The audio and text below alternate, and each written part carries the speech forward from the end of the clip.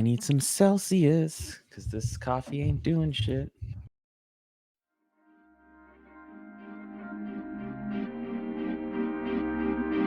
From Screen to Shelf.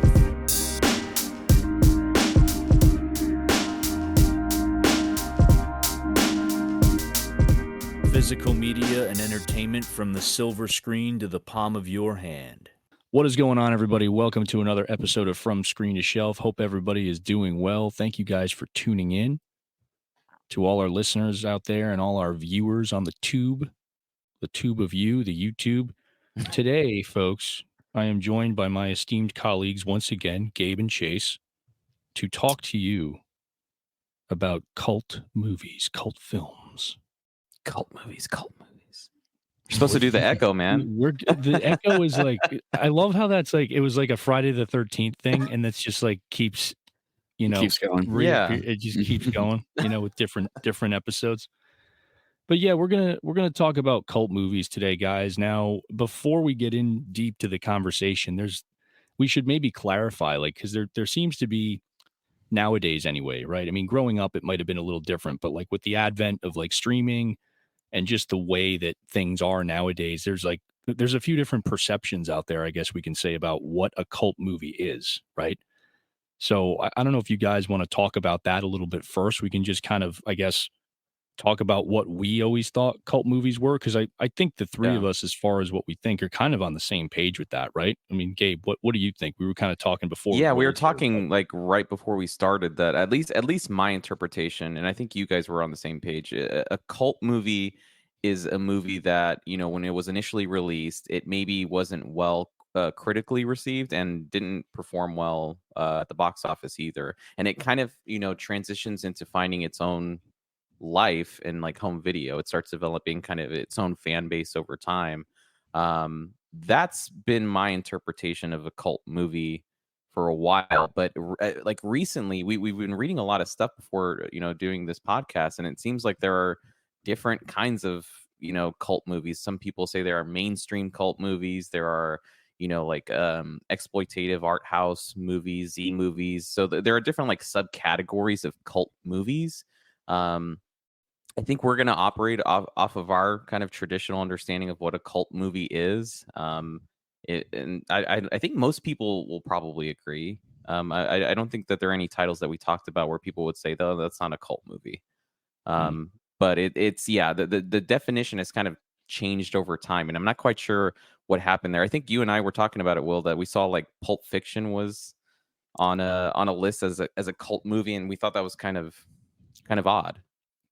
Yeah, it's weird. I mean, Pulp Fiction, that was nominated for Oscars. It was in the running with like Forrest Gump and everything else that year. Back in the 90s when it was released. So, and Pulp Fiction's a fantastic movie. I don't think any of us, disagree with that statement. But as far as a cult film, yeah, I mean, I looked up a list on online, and there are a few different lists. I mean, depending on where you go, every site is going to have their own thing. But that list was interesting because it was user generated, and I saw a lot of movies on there that were pretty much in line with Pulp Fiction in terms of audience reception. And as you said, my understanding of what a cult movie has always been that, usually a cult film is one that is panned critically.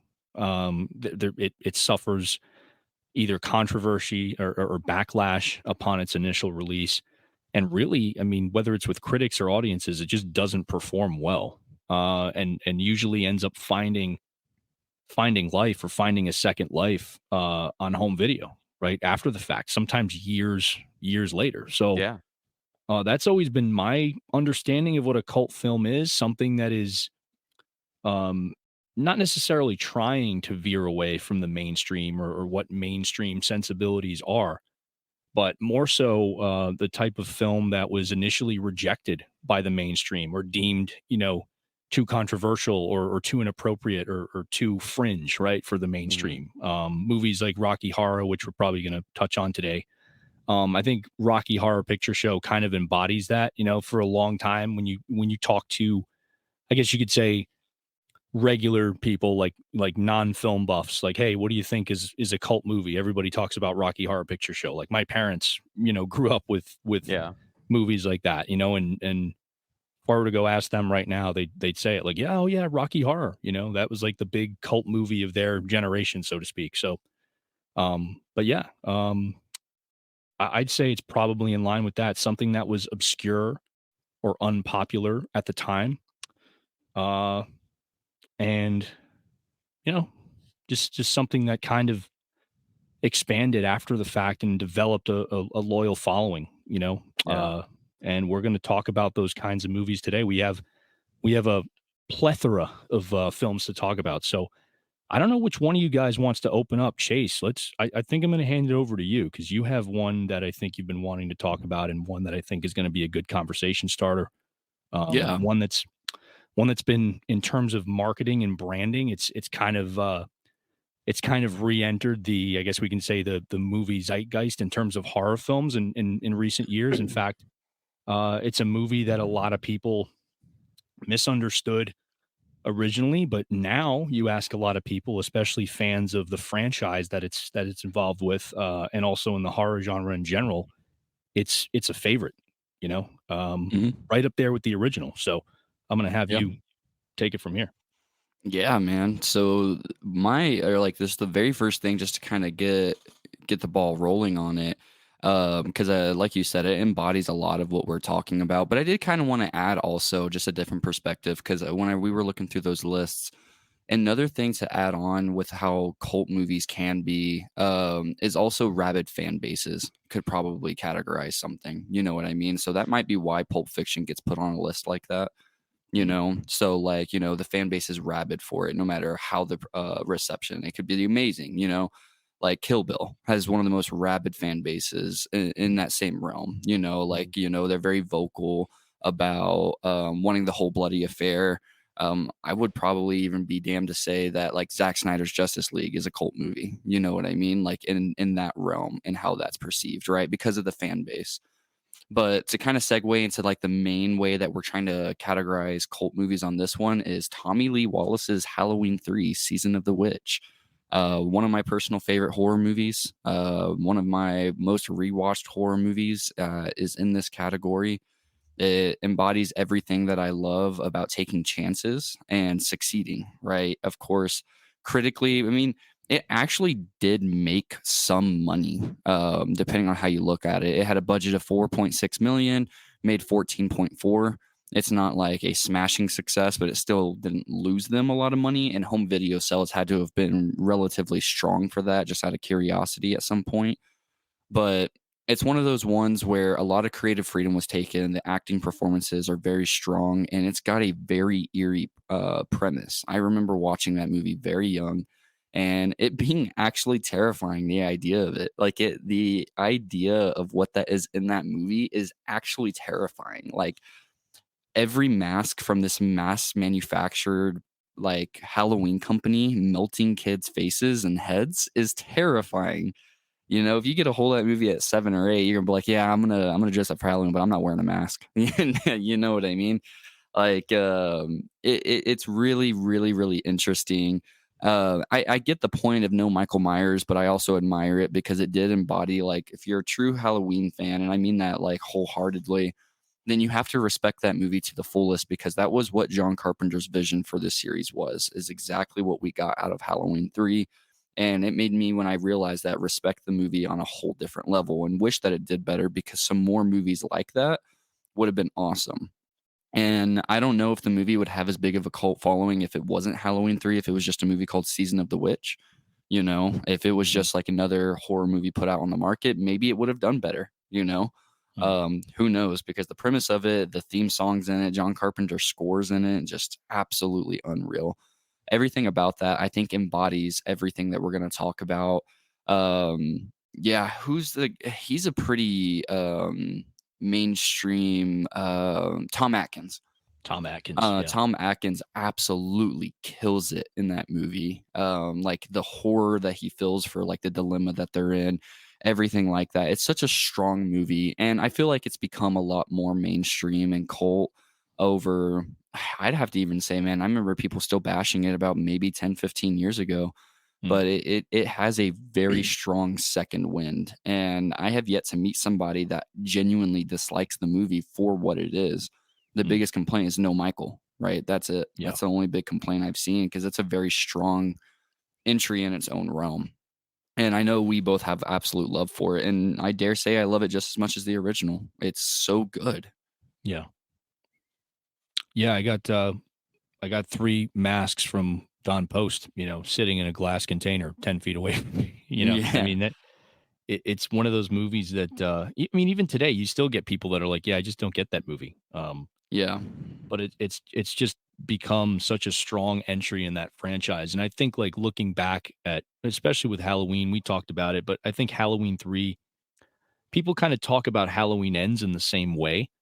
Yeah. In some aspects, because Halloween Ends was so divisive when it came out, when it was released. But I think Mhm. Halloween 3, like you said, Chase, even for the 80s, because a lot of people look at the 80s, and the 80s in terms of horror, there were so many different things happening. It was so unrestrained for that time, coming out of the 70s, um, where a lot of 80s horror films, I guess we could say, they didn't care about political correctness. And I think this movie, it's honestly one of the darkest movies, like you said, in terms of the plot and what actually Mhm. is happening and what the end game is, and what Yeah. the agenda is, what the goal is of the Silver Shamrock Company. It's one of the darkest movies, I think, of that time period, Yeah, it is. which is why I think it's so terrifying, right? Like, even all these years later, like, just watching it. And it's Mhm. just so different from what we're used to. Obviously, it's the only movie in the franchise that doesn't have Michael in it. But like you said, I think it's because of that nowadays, looking back, and you get all these different entries, and they all have Michael and they all revolve around that. But it's the one movie that I look at with hopes that, they'll revisit it one day and maybe try to expand on that universe, and they have the Mhm. ability to do that now. We talked about this with, like, the anthology horror stuff, and how there's more of an audience for that, I think, nowadays than there was, or I should say, than there has been in quite some time. So, I'd like to see that revisited. But yeah, as far as cult films are concerned, I think Halloween 3 is up there. It's like one that it just perfectly exemplifies what a cult movie is, right? Because of how, endearing it is to the fan base that it has. So, Yeah. yeah, one of my favorites for sure. You Yeah, just it's gave Gabe, me really did you good. want to flashbacks with I mean, like I told you guys before we rolled, I've not seen this movie since I was like, God, dude, maybe like 13 years old. But when you Dang. started talking about kind of like the melting of the faces and stuff, I instantly started getting flashbacks about it. But I do remember, obviously, the notion of not like no Michael Myers. That's what, was the big divisive thing. But it's interesting how you brought up Halloween Ends, Will, and it's almost the same. It shares the same notion of, like, if this wasn't a Halloween movie, would it have been well received? Like, just its Mhm. own kind of separate idea, its own concept. But I Mhm. think because it's attached to an IP and it's attached to a franchise, obviously people have certain expectations of what should be going into that franchise. Um, so I think maybe it could have done well if it wasn't Halloween. And I think even I didn't like Halloween Ends at all, but I mean, even with that movie, I mean, Mhm. if Yeah. it was just its own movie of just kind of, a character study on someone, growing up in a town like that, where the history of someone, slaughtering their babysitter, and, if it wasn't Halloween, it would have been an interesting kind of story, but it was Mhm. attached to Halloween. So when you're under that umbrella, you do fall under the realm of expectations. And I do remember Halloween 3 just kind of watching it, and I was like 13 at the time. I wish I remember how old I was when I saw it, but it was weird not seeing Michael Myers. You're like, this Mm. is Halloween, Yeah. where's Michael Myers? But Right. um a lot of the scenes, they were pretty gruesome, man. Yeah. Yeah. There Yeah. were Yeah. really gruesome scenes from as soon as you started talking about melting faces, I started remembering and getting flashbacks. I need to watch it again. It's been such a while. You guys are obviously the Halloween fanatics in the room, but I do remember glimpses of it, and it'd be interesting to watch it again just to see if it is kind of what you guys said. It's attached to that franchise, and there are certain Mhm. realms and expectations for it. So I'll probably maybe watch it again here in the next month. That'd be interesting to watch again. I'll Get say that one more 4K, thing man. It's about it. great. Yeah, get the 4K for sure. Yeah, I was just going to mention, just to tack on there before we move on to the next pick. It's one of those movies that I think suffers from what people's anticipation is or what people's expectations are of slasher movies as well. Mhm. And unfortunately, that again, that's the reason why, like, even when I was growing up, getting into the slasher films, Michael, Jason, Freddy, and so on and so forth, Ghostface, to throw another one out there, you're expecting it to have Michael, right? And I think that's what Yeah. initially is like the big letdown. At least that was for me. It's like, oh, Michael's not in it, and it was weird because I remember seeing the movie, the poster for it, like at the video store, and I was like, what is that? And I didn't even realize it Mhm. was a Halloween movie because, again, I'm used to seeing Michael's face on the covers, like Halloween 4 and Halloween 5 and so on and so forth. So, yeah, it suffers from that. It suffers from the audience expectation that they're going to get another movie with Michael. And I think that's what the initial turnoff is that, well, he's not in it, so I'm just not going to give it the time of day. But yeah, I'm glad that, and I think Chase, you can say the same. We're both happy that it has the status that it has nowadays. So, Yep. Mhm. Gabe, I don't know if you want to throw one at us because I know you had a few we were talking about before we rolled. So I'm interested to Yeah, see man. I what mean, else you at got. least the top one for me is it's the Big Lebowski, and that may be more Mhm. kind of a mainstream opinion, but like, I mean, the Big Lebowski is just it's such a quirky freaking movie, man. Mhm. I remember seeing it. I think I was in high school when I saw it, and I had no idea what this movie was about, but I remember it. I remember it being like the perfect movie with like almost no plot to it.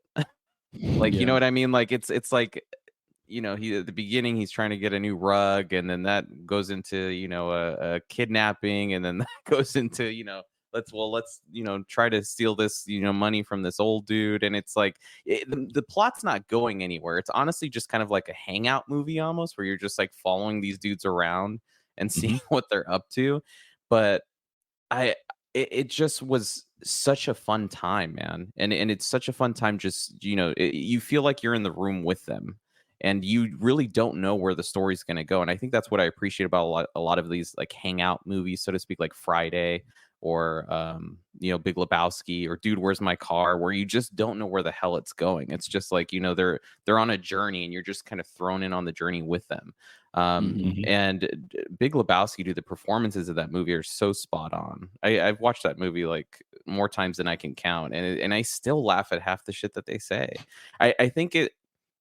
I don't know if at the time, and I mean, maybe get your opinion on it, but it's like, if that threw people off, just this whole notion of like, what is this movie trying to be, and where is it going? Because it definitely doesn't fall under the aesthetic of any kind of particular film at the time. Do you guys remember what year it came out?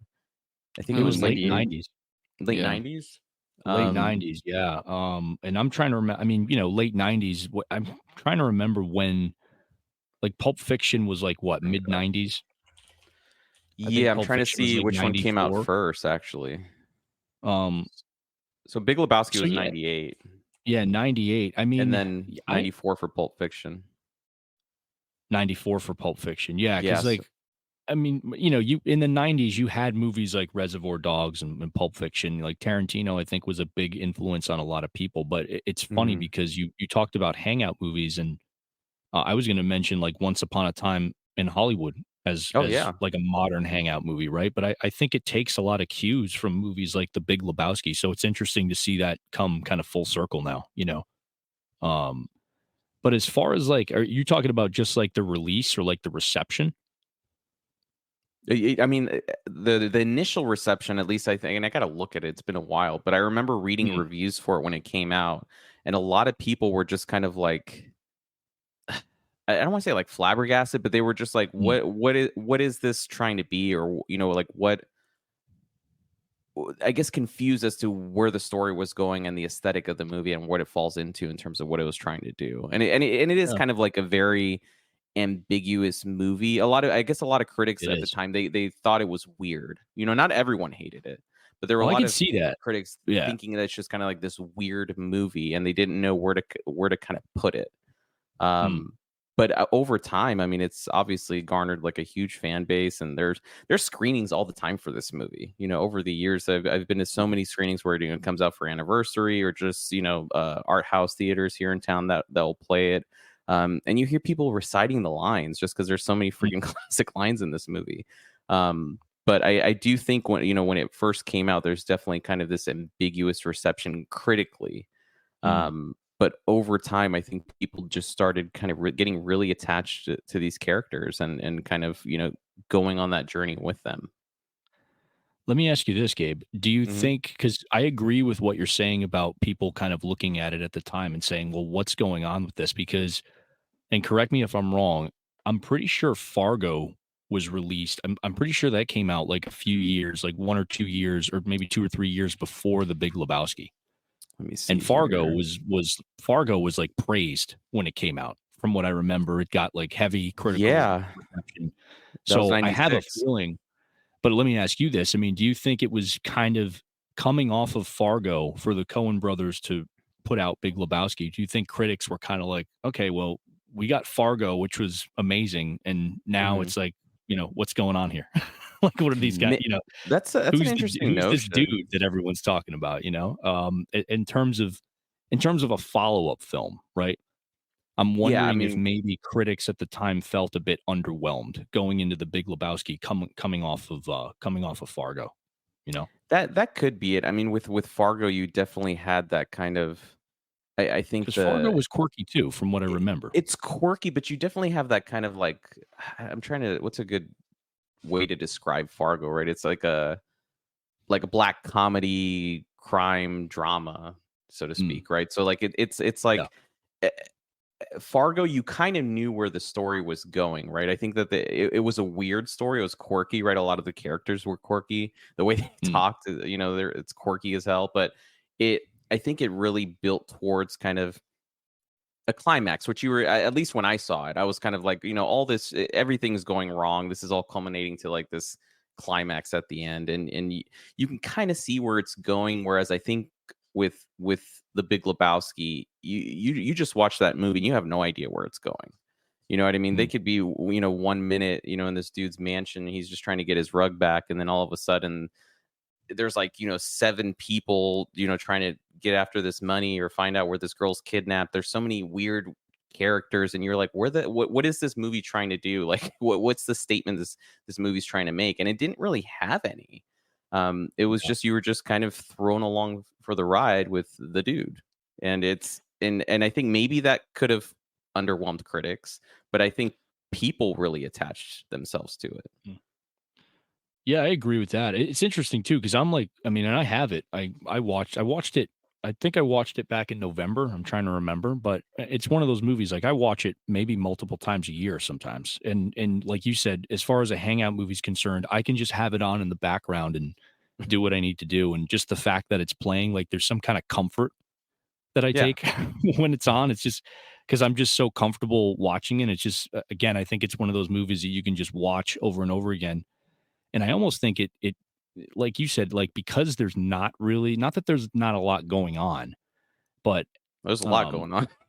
there's a lot going on, but at the same time it's I don't know, it's weird because I've seen it so many times now. It's so digestible for me that I can just have it on in the background and not necessarily pay attention. And I think what you said about it's a very quotable movie. There's a lot of great lines of dialogue in this movie. I think particularly like John Goodman's character is just Oh, amazing. dude. Like I love his acting in this. I think his Mhm. performance is top notch. It's so funny to watch the three of them.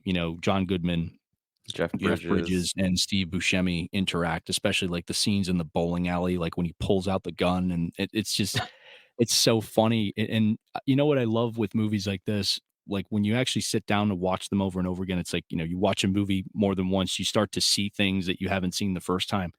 This is one of those movies where, like in the scene at the bowling alley, for example, I always look at the background actors because when he pulls out the piece, you see people in the background like start to freak out and run away. And I just love how the dude is just this guy that is just so unfazed by By everything that's everything. happening. He's just like, Walter, they're calling the cops, put the piece away, man. And like, dude, it's just so funny, I mean, it's Yeah. just so, and at the same time, it has this weird, like endearing quality to it, Yeah. which is what I like about it. But getting back to what I was going to say, I mean, as far as like categorizing it, I don't even know how I would. I mean, I guess you can say I've heard people say it's like I don't know. It's like one of those like a modern Western movie, like in terms of like the setup and the fact that it's very reserved in terms of its the Hmm. sequence of events. Yeah. But I don't know. I guess you could say it's one of those things where I mean you have the whole like mistaken identity plot point where they think he's the other Lebowski, so that ties into the whole thing. And I guess you could say it's is it a crime movie? I don't know. I mean, I mean, it's a they crime kidnap the movie. girl and It's a hold her for ransom, and western. it's Yeah, I mean, weird. like the western part is interesting because I mean, obviously the opening narration, right? It's like that. I Yep. forgot who did it, but that cowboy that you don't even know who the hell he Oh, is. yeah, yeah. I feel bad I forgot the actor's name, but yeah, it's like you have the Oh, what was tumbleweed his at the name? beginning, the cowboy narrating it, but then you have like all Mm, the like you said, like is this a crime movie? I mean, it's a comedy for sure. mm. But I think people just attach themselves to the journey itself and these characters, and also, I don't want to undermine. We talked about Jeff Bridges, John Goodman, Mhm. Steve Buscemi's freaking hilarious every single time. He's trying to catch up with the conversation, and fucking John Goodman's just pissed at him. He's like, keep up," and you got freaking John Turturro, man, with that one character that Oh, what was to it Jesus. Jesus, yeah, Jesus or Jesus, like Oh, and he's whatever it is. cleaning the freaking bowling balls, man. It's just freaking hilarious, dude. And honestly, these guys are just I think they're able to create like some really iconic characters from Mm, this premise of just like you said, kind of just people hanging out and, bowling and seeing what trouble they can get into. Um but yeah, man, yeah. it's a movie that stuck around with me, and I'm 100% with you. I watch it in the background all the time.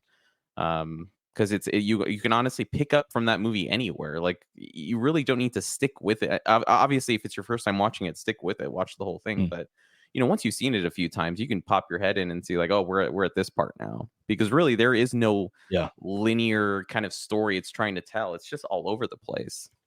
I mean, you Um, could call it like a neo-noir film too, because I was thinking yeah, about it more so as you were talking, and I think that's another word I would it's another genre, I guess, that it kind of falls into. yeah, But for I guess sure. that's why it's so unique, right? More so than Fargo, because I mean, Fargo was released last year. Shout Factory put a 4K UHD Hmm. out of that, and I think I watched that in early November, and then I had gone back and watched The Big Lebowski. I think later in the month, I want to say I'd seen it at some point, and my memory escapes me. But yeah, it's definitely I think one of the most quotable films that the Coen brothers have done. Hmm. Personally speaking, but yeah, it's just I mean the lines are just so the dialogue's just so good. It's so easy to remember. It's so quotable. I think that's why so many people like it. It's just Yeah, it's and a it's lot a of movies comfort thing for me. have kind of like you said, Once Upon a Time in Hollywood. I don't remember if I think Friday came out after this, right? Yeah, Friday was when was the first Friday? Because Uh, I think it was I want to say it was earlier, but I don't remember. oh yeah, it was Pull that up. 95 actually. It 95? came before, yeah. Okay. Interesting. I thought it came out after. But yeah, I mean like you have all these hangout movies, man, and I think that they all do something unique and different, but for sure Mm, Big Lebowski definitely kind of takes it to another level with, even the dream sequences and the how extreme some of these characters are. It's mhm. just, it's just a fun ride. Chase, I what love about you, man? With the big? Oh, go ahead, Will. No, I was just gonna say that one last thing. I love the nihilists Oh, that God. that they encounter. Those guys, That the Waffle Diner. like, outside the bowling alley or whatever it is, and they're, like, Every fighting them in the character's so parking lot. extreme. Jeff Yeah. Bridges is always like, they're nihilists, man. They're They nihilists, don't man. care. Yeah. The room really tied the rug together, dude. Yeah. What about you, Chase? Man, any thoughts on Big Lebowski? I actually haven't seen it. That's gonna be the Yeah. next. That's the I'll watch that's the this if next you watch challenge, that. dude. Hey, that's Yeah, great. I No, have that's the perfect. 4K, but I haven't watched it. That's perfect. I think you'll love it, It's man. sitting actually because I don't know. I know you guys know this, but I have a very specific way I go through my 4Ks.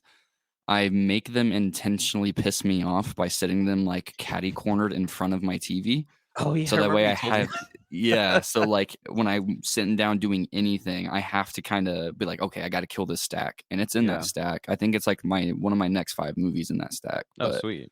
yeah, because I just got it not too long ago, because the 4K, I mean, you could get the regular edition for pretty cheap, but I got the steelbook for, like, super cheap on Blow It Outta Here randomly, like, just a Yeah. few months ago, so it's been in that stack So I'll be watching it very soon for sure. Yeah, Because I think know you'll I'll like love it, that man. movie. Yeah, Yeah. you'll love it. At least Yeah. I think you'll love it. It's 100% quirky and weird, and it's a Yeah. fun ride.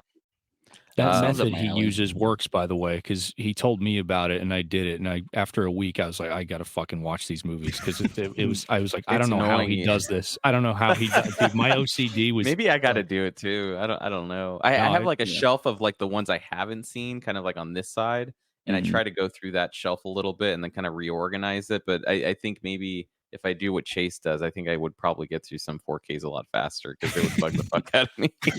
no, it works because Yeah. it's a visual thing too. Because when he Yeah. told me, I was like, I'd never thought about doing that. And Yeah. if you want to bang out movies for sure, that's the way to do it.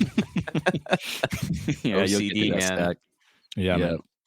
man. And also, Will Big you? Lebowski. I was just going to say it is available. I think Universal put it out. I have the version. It's they have this Essentials collection. If anybody out there listening or watching is interested, so if you're a fan of it and you don't have it, I mean, I don't know who wouldn't have it at this point. You can buy the 4K for like it's like $5 or something like that on Yeah. Amazon, like the standard Amaray. So, Yeah.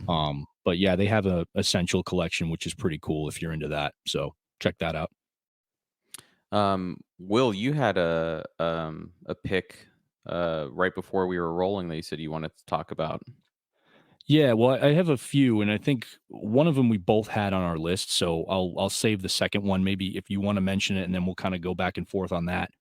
Sure. But the first one I found was a movie that I had watched a while back, probably in college, that I wasn't necessarily aware of, and it's a movie from it's Todd Browning's Freaks from I think it was 31 or 1932. This movie was released. And it was interesting to me because when I'm thinking about cult movies, it's weird because like growing up, I had this whole idea that like, well, cult movies they're like modern films from like the 70s and the 80s. And growing up, I had this weird. I always correlated cult movies with movies of that era, right? Mm-hmm. And that was partly due to my lack of knowledge of what else was out there. I was still getting into film. I was still getting into different genres and different time periods. And the only movies that I really knew of from, the late 20s, and I should say the 30s, were the Universal monster movies, right? Because I had watched those growing up. Those are the movies that my dad introduced me to when we were younger.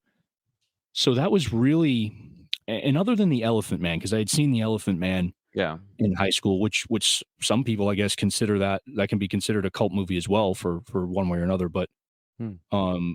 the only real knowledge I had of any movies from that time period were the Universal monster movies and some of the classic noir films that like my mom had watched, which were years later. I mean, that wasn't until the late 40s and the 50s when, noir really kicked off originally. But I found Freaks to be interesting because it was released around the same time that the Universal monsters were picking up steam. But this film was like universally hated when it was released. In fact, I think it was put out from what I'm reading here, because I wasn't aware of this. MGM Yeah. released it originally, and the test screenings were so bad they apparently pulled it because the reception was just immediate. It was just immediately met with backlash. So I guess they had purchased the rights from, I guess it was a short story originally from like the mid 20s. And they only paid like $8,000 for it, which is amazing to think about. I mean, Hmm. back then, the cost of things, obviously doing business was much Yeah, cheaper. inflation. But I was really intrigued by it because this is a movie that, again, being someone who grew up, watching, the classic monster movies and then getting into like 70s and 80s horror, I guess you could say that this kind of crosses over into the horror genre in that realm in some aspects. Mm-hmm. But I was just intrigued by kind of the background of how this movie came to be. It bombed at the box office. Apparently, it lost $164,000 originally. It grossed $289,000 and $52,000 internationally. So, although it wasn't a financial success, I guess it earned a lot in smaller cities So that was interesting to read about. But yeah, I mean, it was the test screenings were disastrous. I guess they held test screenings in 1932. And I'm reading that the art director, I guess it's I don't know if it's a woman here. Let's see who this is. Yeah, a gentleman named Merrill Pye, who was the art director on it. I guess I'm reading a quote here. And he says halfway through the preview, a lot of people got up and ran out. They didn't walk out, they ran out. So, Oh man. yeah. So I guess due to those extremely unfavorable responses, they cut the picture down from its original 90-minute runtime to just over half an hour because people were so appalled at what they were seeing. Apparently because they used like real circus freaks, so there was a lot of controversy around this movie for years. So that immediately caused me to go seek it out. And I was actually blown away by it. Like I think there's actually a lot of interesting things going on with this movie. Is it the full cut, Will? Like you did, because you said they had trimmed it down, but like is you the full can cut watch available? the full cut is available now. You can watch the Okay. full cut. And here's the thing, because I told you guys, it kind of crosses over into that realm of horror. I don't think it's not fully a horror film. But I think it's more so there's actually some interesting topics that it touches on, one of which is class struggle. So if you look at it through the lens of something like a context of, I guess you could say, like a depression, right, in the economy. There's a story of a class struggle in the movie. So I think it's a movie that actually has like some interesting themes in it, but just one that was just really ignored and shunned because of, again, the content and the use of, people with, disabilities. So I always found that to be interesting. But yeah, I don't know if you guys have seen it. I think it's definitely a film worth checking out. Have not seen it. Just for the historical context alone. But in terms of cult films, I guess we could say, and like, again, and I don't know if there's one earlier than this. I'm sure there may be. And it's interesting to think about because a lot of movies from that era are gone in terms of, preservation efforts. Yeah. We've lost a lot of movies from, the 10s, the 20s, and the 30s even. So the fact that this movie, even being met with the backlash that it had at the time, is still here with us today is interesting. But yeah, it's one of those movies that is a cult film, and one that I would never consider to be a cult film because based on my perception of what a cult movie is, I'm like, damn, it's a cult movie from the 30s. Like, I just didn't associate that time frame with movies like this, because even the movies that I was aware of from the time frame, which I thought were, I always looked at the Universal monster movies as, oh, well, they're kind of cult movies too because they're horror, and I always associated cult movies with horror and science fiction for the longest time, and obviously that's not the case. But I think going into it with that attitude, I was like, damn, like the Universal monster movies were actually, they were well received for the most part. They were successful. And Freaks was just one of those movies that it really was like just one of those early examples of a film that really embodied like that whole counterculture of just doing something completely different and controversial, and then developing, an audience later on that actually respects it and endears it. So I would definitely check that out. So that was my pick, Freaks. It was interesting while you were talking. I read through it, and it looks like they added it to the National Film Registry in 1994 as like being culturally significant. So yeah, it'd be interesting to check it out. I haven't seen a lot of movies from the 1930s. There's one, if you guys ever want to check it out, it's called Babyface. I think it came out like 1931 or 32 or something like that, and I think it's starring Barbara Stanwyck is her name. Really solid movie. Yeah. Really, really good movie. But that's definitely like one of those earlier movies, right? 30s and 20s. It's when you start kind of getting a real transition into kind of like the classic Hollywood that we know and love. But I got to check that movie out, man. It's just, I don't know if you saw that episode that Chase and I did, Will, with Asante Sangre and No Country for Old Men. I do not like circus shit. I hate circus shit. I just can't stand it. It's not a phobia or not. I just don't like the circus. it's on my list of things, and I said before we started, like, I got to watch the episode because I had a feeling that Chase was going to be receptive um to No Country, but I was curious to see what you thought of Santa Sangre because when he told me that that was his pick, I was like, that's actually a pretty good one. So, Yeah. and it's one that's, again, Santa Sangre is praised up there with, Holy Mhm. Mountain and some of his other films. So El I was Topo, curious. yeah. I'm curious to see what your thoughts are on it. But Yeah, but yeah, I El just don't Topo like is the another good circus, one. man. So, Yeah. Freaks, I'm curious now just at the history of it. Well, Um, Freaks, it's as yeah. real as it gets, dude, because, when they casted the movie, they essentially scouted the country for people from sideshows and carnivals to star in this movie, to fill the roles of the freaks, so to speak, that they were looking for. So, I'll put that at the um, bottom of my watch list. yeah, yeah, yeah. No, but you know what, dude? It's again, and it's not everyone's cup of tea to this day. For sure. It's I don't own the movie personally, Mhm. but I've seen it. After seeing the full, 90 minutes. I mean, yeah, in terms of film history, I think it's important to watch it for the context and just to understand its place Yeah.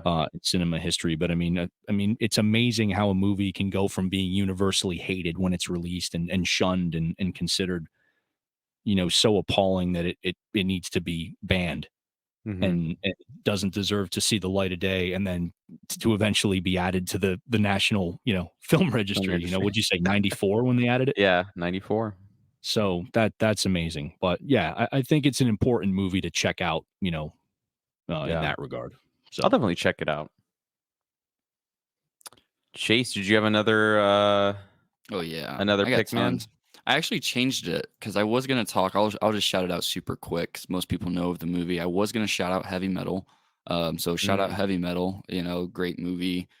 Did 9.6 million box office. Did just under 20 or budget, and then it did just under 20. So it kind of broke even to a lesser degree. But I was going down this little bit of a rabbit hole while you guys were talking because I had one movie over here and I was like, is that really cult? And then I started looking at who directed it and I was like, God, this just fits the epitome of everything we're talking about.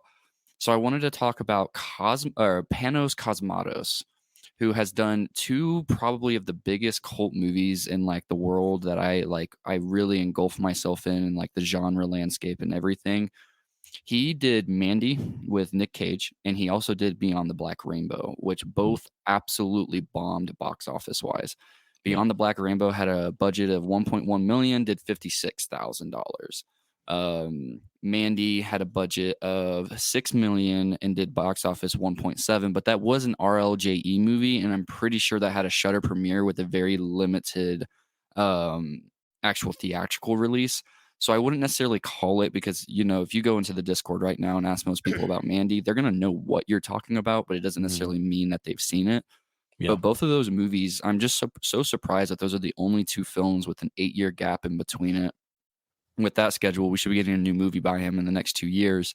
Mm. Because Beyond the Black Rainbow is one of the biggest acid trips in that category of movies that I've ever seen. I'm not a huge fan of personally of the third act. That's just going to be up to interpretation. But it's definitely like it has like these almost 2001: A Space Odyssey-esque type of sequences whenever you get into the second act. It's really really really engulfing. It keeps you invested. The world that's presented to you is unlike any other. It's definitely wildly different, and I'm glad that it has that cult status. I don't think that one is as well known as his second film, Mandy. Nick Cage is going to draw in a lot of people from his name alone. But Mandy, I had to shout that out because Mandy just has just like Beyond the Black Rainbow, this guy, Panados or Cosmatos, he has a very unique style. And I can tell when I'm watching, even though I only have two, I can tell his style when I'm watching his movies. Mandy is just super colorful, very bright, very vibrant, with a lot of style over substance. Now, there's substance there, and Mandy's not like the deepest lore in the movie, and neither is Beyond the Black Rainbow. I think Beyond the Black Rainbow is definitely a lot deeper, but I'm just really excited to see what he does, and I really hope he does find mainstream success because both of his movies that he's done so far have just really fallen under that cult category. I don't even see a lot of people talk about him by name as much as just about his movies. So I'm hoping that his like time to shine and everything does come because he's put out two absolutely interesting worldwide types of movies. Mandy is one of my favorite in that world movies that I've seen with not really a story to it, but a lot of substance. Just Nick Cage going off the wall the way he does, the way that the colors are, the way everything's presented. It's just a really fun time. And I don't think it's exclusive to Shudder now. I think you can even find Mandy on Tubi on our God Up in the Sky. I think you can turn it up and see it. Yep. So I think you can find that, and I'm pretty sure you can find Beyond the Black Rainbow on there as well. But yeah, shout out those two, because I was gonna just talk about Mandy. I had that on my list, but then I realized he did Beyond the Black Rainbow, and that has to fit the cult category to such a T with what we're talking about, because Beyond the Black Rainbow gets a lot of love from the people that have seen it. But like I said, I'm not a biggest fan of the third act. I think it should have kept up with how it goes uphill constantly from the first to second act. But I mean, other people I've seen just find it to get better and better as it goes on. And that's why these movies are great, right? We all take away different things from it. So that's why there's so much to love about it. But yeah, God, his name, I always get it backwards. Panos Cosmatos. I keep wanting to say Cosmos Panatos. That's a hell of a name, man. Man, it really is. Yeah. Yeah. So yeah, I shout think out him. Chase's prayers are going to be answered, because I read that he is working on a movie with A24, Chase. So Oh my God, hopefully- that'll be Yeah. a I don't remember great- the name of it, but if you could check that out when you have time, like do some research. I'm pretty sure A24 is producing it, and they're going to distribute it. So You just made Chase jizz his pants right now. Necrocosm. Necrocosm. Yeah, that sounds cool. I mean, yeah, it sounds great. Necrocosm. That sounds right up my alley. Yep. It's a But I don't- phantasmagorical fantasy nightmare. I'm in. I Well, don't there even you need go. to read the rest of it. You don't. I was going to say you're sold on those words alone. Yeah. That's it. No, I Those are think words to my he's soul. somebody who's very inspired by, people like David Lynch, Stuart Yeah. Gordon. You can Yep. tell watching his movies that he's influenced by a lot of that stuff, the 70s and 80s films, and even movies like 2001, which is you can clearly see references to that in Beyond the Black Rainbow if you watch that Yep. movie. And I think it's interesting with him. He doesn't get a lot of recognition for his movies, and I hope that he does, because I do think he has a lot of talent. I do think he has a very unique vision. In terms of the different directors that are out there today, his movies definitely stand out right away. Like when you watch his movies, like when I watched Mandy, I was like, this is the same guy that made Black Rainbow. Right away. He has a very unique but recognizable visual style. Mm. And it's interesting that he's kind of, continuing, I guess you could say, in the footsteps of his father, his late father who passed away. I'm pretty sure his father directed, I'm pretty sure he directed Tombstone. So his father was actually somewhat of an accomplished, I guess we could say an accomplished director. I mean, I think he did Tombstone. I remember they're actually releasing the film soon. I don't know if Yeah, he Kino is did. putting it out. It's a movie called Leviathan. I don't know if you guys have seen that. 89. Yeah, I'm looking at it right now. But I would check out Leviathan. I mean, I've seen that. Tombstone's is an awesome movie, one of my favorite Western movies of all time. If you guys haven't seen that, check that out. And that was his father. I think his father's, I think it was George or John Cosmatos. George. Yeah. Okay. He also did Rambo Part 2. Oh, cool. I see. I didn't even know that. Yeah. And I've seen He that did First movie Blood Part dozens 2. of times. I've never paid attention to the credits, I Yeah. guess, because that's That's interesting. awesome. Yeah. Yeah. So yeah, hopefully, I mean, we'll see what's going on with Necrocosm. It sounds like something that I'm going to be interested in, and the fact that A24 is attached to it, hopefully, a company like A24, they obviously have seen his work. So if Yeah. they're backing a project that he's doing, I have faith that hopefully, that's finally going to get him some, I guess we could say, more mainstream awareness or recognition, right? Yeah. So I agree. I got to watch Cool. both of those. I've heard of Mandy. I haven't heard of was the second one Beyond the Black Rainbow? I think you might like it. Maybe. Maybe. A 2.5 out of 5-star movie for you for sure. I think the more we do those episodes, Chase is just able Oh, to man. predict what my ranking is going to be. Yeah, right below Sansa Sangre. It's just, yeah, I mean, I think you'll really like the style of it for the first 2 acts, but Mhm. I think you'll fall under my same category where it might lose you in that third act. Just personally, but I mean, you could end up really liking it because it's really different, really different. Yeah. Yeah. I'll check it out. I think you'll like Beyond the Black Rainbow more than Mandy, because I think because of your appreciation and your love for 2001, I feel like you're going to like Yeah. Beyond the Black Rainbow more. Okay. Mandy's definitely more of I mean, we could put it this way: it's definitely more violent. It's definitely more in the realm of kind of like a revenge horror. It's weird. You guys had me It's like watch a Tokyo psyched Gore out. Police. Like, I mean, at this point, It's I better don't than that Nothing. for sure. Yeah, it's not on that level. Let's put it that yeah. way. But So I think Yeah. everything under that isn't going to be too bad. yeah, Yeah. Yeah, you'll have, like Will said it perfectly. You'll find appreciation in this movie just purely with how much the references from 2001, especially in the second act, because that's why I ended up checking it out.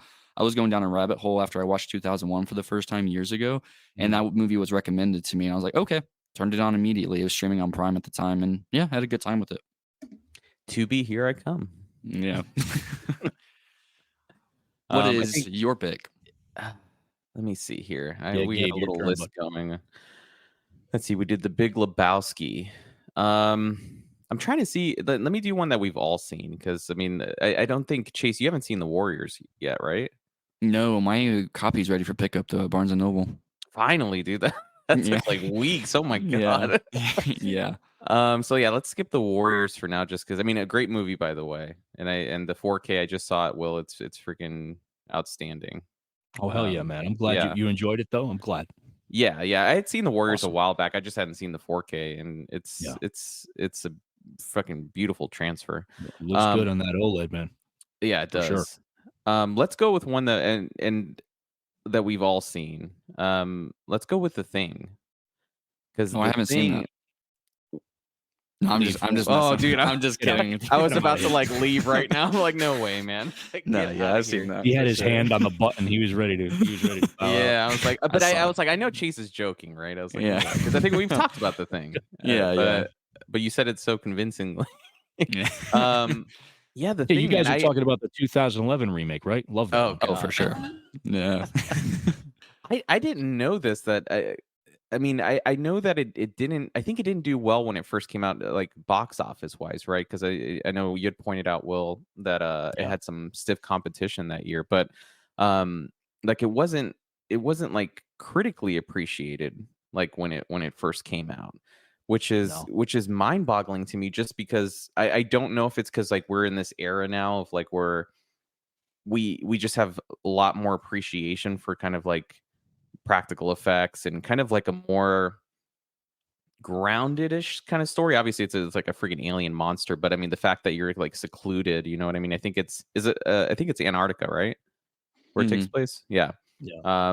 You're secluded. It's kind of like more grounded, where it's like this kind of isolation horror plot. I feel like that's more appreciated now versus kind of like the stuff that you said it went against. I think you said it went against like E.T. and some. What else was the competition at the time? It was just movies at the time. I mean, E.T. was a movie that was so culturally significant Yeah. that I mean, it's hard to compete with that, right? And I mean, you got Spielberg, who at that time he was already an established name. Not that John Carpenter wasn't, but Mm-hmm. Spielberg had already been around. So you have a Spielberg movie for release in the same year, the same time. In terms in the science fiction category. And The Thing was more, it's a science fiction horror film, whereas E.T. is really a film that appeals to everybody. So, Yeah. yeah, And it just it's a lot unfortunately grittier too. I mean, the tone it's of a it lot. is It is a lot gritty. Yeah, a that's lot an grittier. understatement. And I was reading while you guys were talking that I guess I didn't know this at the time. The country was kind of going or bouncing back from a recession or going through a recession at the time when The Thing was released. Mhm. So I don't know if that kind of played into it as well, but I think it's one of those movies, man, that you just kind of go back and it goes back to basics. I guess that's what I'm trying to say, right? And it does it so well, right? It's like, let's just have a group of characters kind of go against this thing that we really can't see. And I think that's what the scary part is about The Thing. It's like you never know where it's at or who it is and what's going on. You're always just kind of paranoid. Yeah.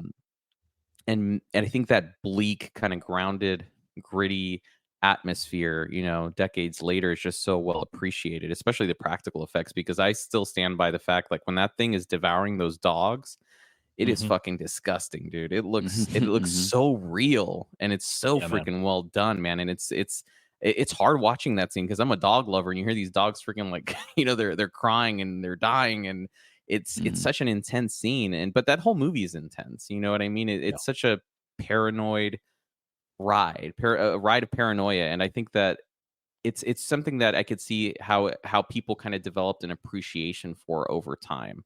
Whereas Mhm. maybe when it first came out, it's like this is a little bit this is a little bit too much. Um, Yeah. but I mean, obviously, well, I think this is like one of your favorite movies, isn't it?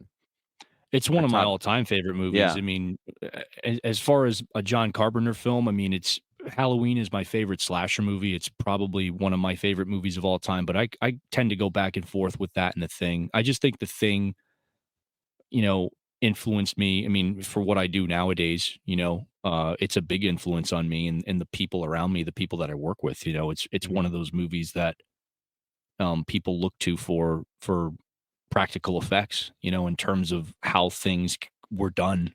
And it's just interesting to look back on. Before I really get into my bit on it, though, I want to just clarify things because I think you guys are going to find this really interesting. And just to kind of give people an idea of what this movie was up against, I want to just kind of paint the picture here real quick, if you guys don't mind. So the thing was Yeah. released on June 25th of 1982. It was released in late June. E.T. was released on June 11th that Mm. same year. But I was doing a little bit of research. Not only was it competing with ET, Poltergeist was released on June 4th. So Poltergeist was in its fourth Wow. week of release when Dang. the thing came out. So not only did it have to go up against ET, which is again just a Spielberg juggernaut, right? Mhm. But you have Toby Hooper's Poltergeist, which was also universally, praised. So, Yeah. pretty good reception on initial release. So, yeah, guys. I mean, it's and the fact that it was released later in the month, it's always one of those things where you wonder if it was released even a month earlier, whether or not it would have been more financially Yeah. successful. Because I think the budget was about 15 million or so, obviously adjusted for inflation, and it only made like 20 million or something like that. So it didn't lose money in terms of the budget, but again, not taking marketing into account, it was probably Mhm. probably lost money. So and just I mean, dude, to have to compete with ET and Poltergeist, that's yeah. I Especially in just that think climate too, where like you had mentioned these films, it was a different theatrical climate at the time, right? Where it's like, you release a yeah. movie like E.T., and that movie is performing well for like months. It's not like Yeah. how it is Mhm. now, where it's like 2 weeks and then it starts dropping off. It's like a movie will be out for months and people are still in line for it 3 months in, and same thing Yeah. with Yeah. Poltergeist. So it's Yeah. I'm sure, and it's weird, kind of at the end of the month, like right before Fourth of July Mhm. holiday, which is kind of a weird release date, right? It's like it follows those two movies. It doesn't get to take Yeah. advantage of the 4th of July kind of Yeah. weekend crowd. So it's a weird release date. I would have put it in a winter month, man. It's a cold movie. You know, It's like Yeah. Chase, you said it. You just said it, brother. And yeah. I've said this before. I think I've mentioned this to people in the community. There's two movies that and I'll get into my bit. There's two movies that I watch almost every year in the wintertime. Whether Mhm. there's a storm, the perfect opportunity to watch this movie is when you're snowed in or when there's snow Mhm. outside, it's cold. Gabe, unfortunately, I he can't won't take get advantage of experience that. that Maybe mood, so to once speak. every like 3 years. Yeah. You gotta rent like a cabin somewhere and take the wife, Yeah. take the dog, get out, come up here to the Northeast, head up to Vermont or somewhere up here and And just bring wrap a copy yourself of the in a thing. cabin, bring Yeah. a copy of the thing. But yeah, there's two movies I like to watch this time of year, at least up here where I am in the Northeast, and that's The Shining and The Thing. And they've been Mm. staples for me almost every year. There has not been a year that has gone by since I've discovered these movies where I haven't watched them. They've both been on my annual watch list. And Shining's obviously great in its own right, but in terms of cult films, I think The Thing is definitely up there. We just talked about the initial release. I mean, this is one of those movies that was brought back to life on home video and made John Carpenter the legend that he is. I mean, he was riding off of the success of Halloween. He had success with Halloween 2. But unfortunately, The Thing was really considered his first big, box office bomb. And it's so unfortunate because it's such an amazing movie. I mean, a masterclass in special effects and practical effects. Mhm. That still to this day, and I talk to colleagues in my industry, and everyone's like, yeah, dude, that's the movie. Like, that's the movie that made me do what I want to do. And I got a friend that works in special effects makeup, and he's a great guy from out in California, and he's got the signed poster by Carpenter and all that, and it's so funny because we live in a world nowadays where, again, the easy way out is to just, we'll just VFX everything. We'll throw it in front of a green screen, and we'll VFX it, and we'll do what we can. But this is a testament to the way of doing things where you do everything on the day. And Tarantino said it best, as a director, I want to capture everything I possibly can on film. We're going to shoot it on the day. We're going to capture it on film because I want to see it. I want it to be real as possible. And I want it to be authentic. And Carpenter, when interviewed about this movie, it's interesting because his whole approach was, they were debating, right, whether or not to, okay, well, do we take the approach of not showing the monster until the end of the movie?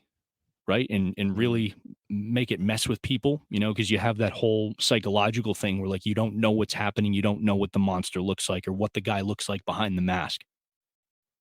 And they were like, no, we're going to show it all. we're going to show everything.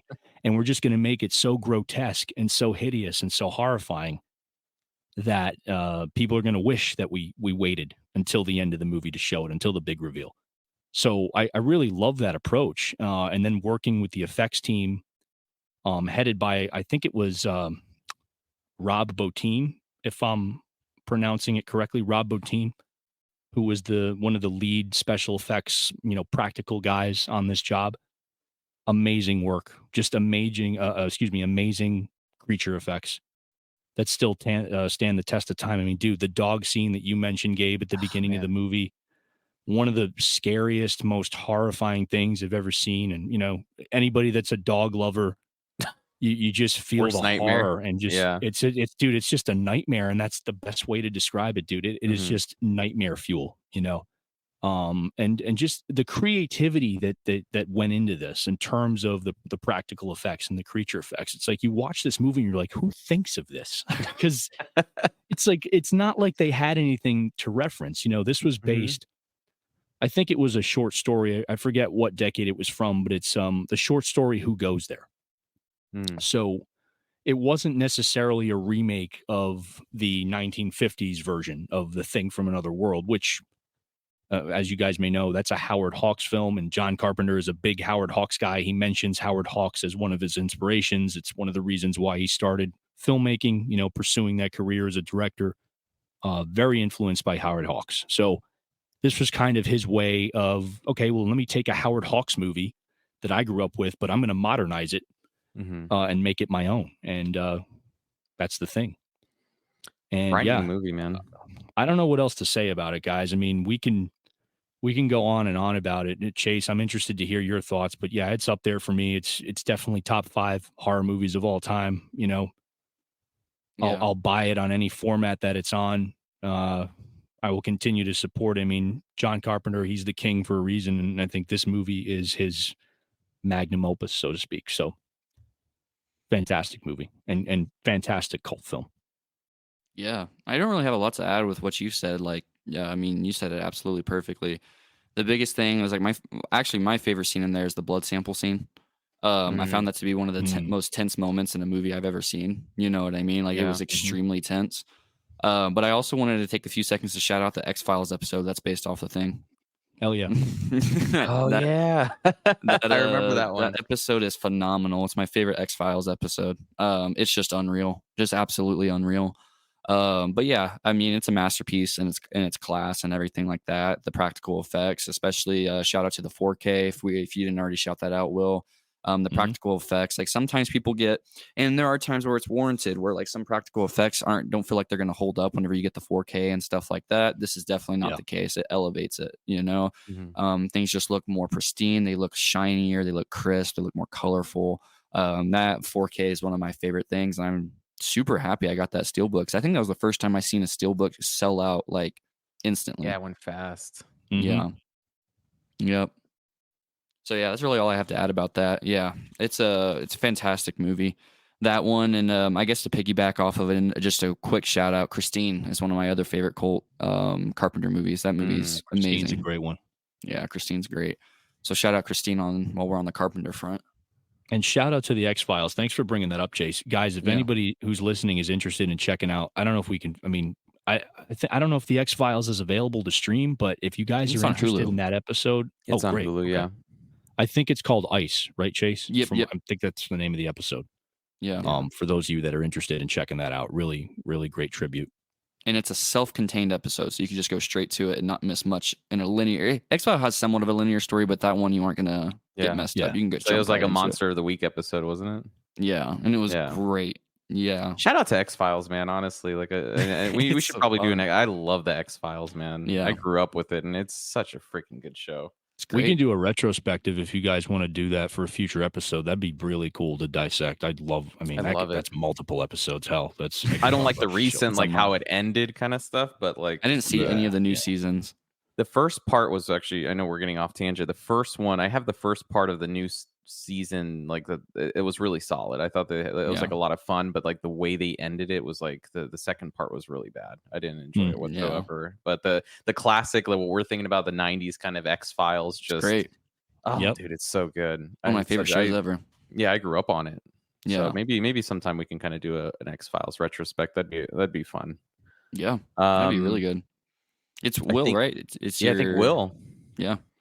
Yeah, and well, Gabe, I know you had this one on your list too, but I had a particular story about this in terms of how I came into contact with the movie, and that is A Clockwork Orange. So I don't know if you want to go first, or I'll go first and kind You of can go first, man. Yeah, no, then- because I think you were telling me a little bit about the story before we rolled. So yeah, share your experience with it. Yeah, so in high school we had a film studies class by my theater teacher, who was awesome guy, and it took him forever to get this film studies class going. He had to get the board to approve it and all that, yada yada, and so it was like sophomore year of high school. And, just to throw it out there, like I went to a Catholic school, so you guys can imagine probably how this ended up turning out. But we it's just so funny to me because, the year before, there's word that, oh yeah, so-and-so is going to get a film studies class going next year. And, I was in a group of friends where, I played football in high school. So I played, I ran cross country and stuff like that. So I kind of had friends groups. I was kind of involved with a few different things, and you had like all the different posses in high school. Right. And, you had like the theater kids, and then you had like the football kids, you had the cross country kids, you had the kids who used to hang out on the weekends and play fucking Halo, like on LAN parties. Remember, I don't know if you guys remember doing that back in the day. Wires everywhere. So it was so weird. High school was such a weird time, but there are all these different groups of people, and then you had like the film nerds, and I was definitely one of those. But yeah, we finally got this film studies class going sophomore year of high school, and he finally gets it approved. They go ahead, they give him the green light. So it was going to be film studies, and it was actually going to take place. It was going to be after school, at night. It was like 7:00 at night. We would use the auditorium for screenings. He had this whole thing set up. It was great, right? Everybody's so excited. What's the first movie that he chooses to show? Is A Clockwork Orange. Okay. Imagine that went well. So one would, apparently it never crossed anyone's mind that, well, it's the first night of this new film studies, thing he's got going on. Obviously someone from, the principal's going to come and check it out. He's going to pop in and see how things are going. Because after the fact that it happened, it's like, well, yeah, why wouldn't he show up? Because it's the first night of this new thing, and you would think like, well, yeah, it's as the principal, he would want to stop by and kind of show his face and check in on things. And, we start watching A Clockwork Orange, and right from that intro, when that music starts, you're in for something crazy, right? Mm-hmm. And I think this is one of Kubrick's most, I guess we can say, or at least at the time, like most divisive films, because most of his films were incredibly, mostly well received, if I'm not mistaken. And I think A Clockwork Orange is one of those movies that, when you look at Kubrick's filmography, it's definitely one movie that's much harder to swallow for a lot of people. But just to finish that story real quick, we're at the scene in the movie where the Droogs,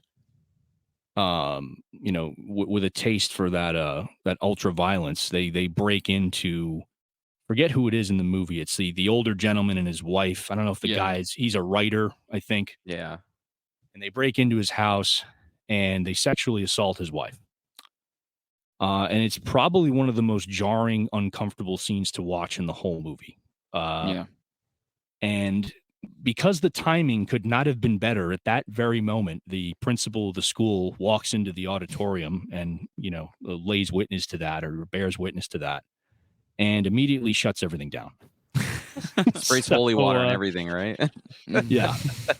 So the film studies class was, temporarily canceled until it was like months later when he finally was able to reinstate it. And I forget what the second movie was. I think the second movie was, A lot it more was the tame. 90s. It was the Coppola. It was Coppola's Dracula. Oh, okay. Coppola's Dracula. That was the second movie we watched, which is much more tame by comparison, I guess you could say. But there's some scenes in that movie that are risky too. But yeah, so that's my story. So, but the point being is, after that, it was like, okay, well, now I have to watch this movie because the fact that the principal shut it down, like now I have to see the rest of this movie. And it ended. We didn't even finish the scene because he immediately stormed down the center aisle of the auditorium and shut it off, shut that off. Like I remember him screaming. Everyone getting up and like looking back, like, what the hell's Damn. going on? And yeah, just wild, dude. But looking back, it's like, yeah, I guess I can understand why he was upset, because it's like, what are you doing? Like, what are you showing these people? Yeah. What are you showing these kids? It's an intense scene though, man, just because it's like Yeah. it's juxtaposed with him singing, right? He's singing what song was it? Singing in the Rain. Singing in the Rain. Singing in Yeah. the And Rain. so he's like, having this great time singing this song, and meanwhile this woman's getting sexually assaulted at the same time. It's such a weird juxtaposed scene where it's like you get, two extremes, someone's singing and they're having a great time and this lady's screaming. But at the same time, it draws you into the movie. When I first saw it, I actually couldn't get through that scene. I think I was like 14 when I saw this movie. And I kind of stopped at that scene because I'm like, this is like intense. This is a little too intense for me. And I revisited that movie for like a year later. But it sets everything up so well. You know what I mean? You can kind of get a good sense of, his psychology, his mind frame. I mean, this dude's like a freaking sociopath. Like he doesn't care. But I could see how, audiences, when this first came out, you know what I mean? You're buying a ticket to a movie and you're watching this scene. Everyone's probably like looking at each other like, what the hell are we watching? Yeah. But I don't know. Do you guys know more of the history of this film? Because I mean, honestly, I don't know about the history of the film as much in terms of like when it was released and like the critical reception of it. Well, it was released in the early 70s. I want to say maybe the turn of the decade, 1970 or 1971. I know it was based on a novel. I think it was an Anthony Burgess novel. I don't remember the name of the novel. It may have been the same name. Yeah, it's the same name. Okay. Yeah. Thank you for mentioning that. And I think that novel, I don't know if it was released. I want to say it was probably like a decade earlier from what I remember reading. But the film is essentially a commentary on, and people forget this too. I mean, they're juveniles in the film. They're considered to be like teenagers in this movie. And it's one of the things that I didn't necessarily take into account when I first saw it, as a sophomore in high school. It's like, well, wait a minute. These aren't men. These are young adults. These are teenagers. These guys are like not much older than me. And this is what they're doing, in a futuristic, so to speak, I guess we could say dystopian, takes place in Great Britain, I believe. So that's what I know as far as the influence for the film. But yeah, I mean, it comments on, I guess we can say it's kind of a play on juvenile, I guess we could say delinquency, and not gang life, so to speak, but gang influences. There's a lot of like economic commentary in the film as well, in terms of the state of things, at least at the time. But yeah, it's like you said, Gabe, it's an interesting like psychological film as well in terms of what it is that especially Malcolm McDowell's character Alex, what he's dealing with, because he kind of has his arc is essentially he starts off he's just this troubled just gang member, right? Mhm. Juvenile who is just they're just the things they do are just psychotic. They're just brutal. It's incredibly violent. Like I'm Yeah. remembering the scene where they think it's the homeless guy under the tunnel or the bridge, Oh and they yeah, just they just assault him. beat him up, and just assault him. It's just it comments on a lot of these things, but it does so by employing just very violent as they say in the movie, ultra violent imagery, Mhm. which again, for a lot of people can be very hard to watch. And I think that's why the film initially was such a turnoff for a lot of people, Yeah. just because of how the violence is presented to the audience. It's a pretty complex movie. I mean, like you said, there's a Mm, psychological aspect, the socioeconomic aspect, the just I think it was kind of, an extreme depiction of just where, I guess society thought it was headed. You know what I mean? It's like if mm, we kind of keep up this trajectory, is this where we're gonna go? And it's yeah. a super complex movie to dissect and analyze. And his arc is interesting just because, even at the end, I mean, he goes through all this kind of like reprogramming, so to speak, in that final scene. There's this theme of, or discussion, I should say, like, you know, it, can you really change who someone is, intrinsically? Like, I mean, at the end, Right. he's kind of like, you get this implication, like he hasn't changed. He's still the Mhm. same person. Yeah, it's a horrifying concept. Um, Hmm. but yeah, that's what I think I really like about it is just the just the deep dive kind of into the psychology of whether or not, and again, whether or not those methods work, whether or not they're warranted. And there's a big, like, I guess there's the big question of the morality of it all behind it as well, which I think is interesting. Yeah. But if I may, and just going back a little bit, just to comment on the release is, and maybe this is what you were asking, Gabe. So I apologize if I misunderstood, but I guess in terms of how it was received, I don't know if that's how you were asking what you were asking, but I'm pretty sure the reviews were mixed. Mm. I don't think it was overly, again, like as I said when we opened up, I don't think it was as universally accepted as again Kubrick's other films leading up to this Yeah. point. So But it it wasn't, like, definitely completely was, panned either at the same time. I think there are some people yeah. who looked at the construction of the film and said they kind of see what he's trying to do. Um, Mm. and, I'm looking through this here. Interesting, Roger Ebert said it was 2 stars out of 4. He called it an ideological mess, Oh boy.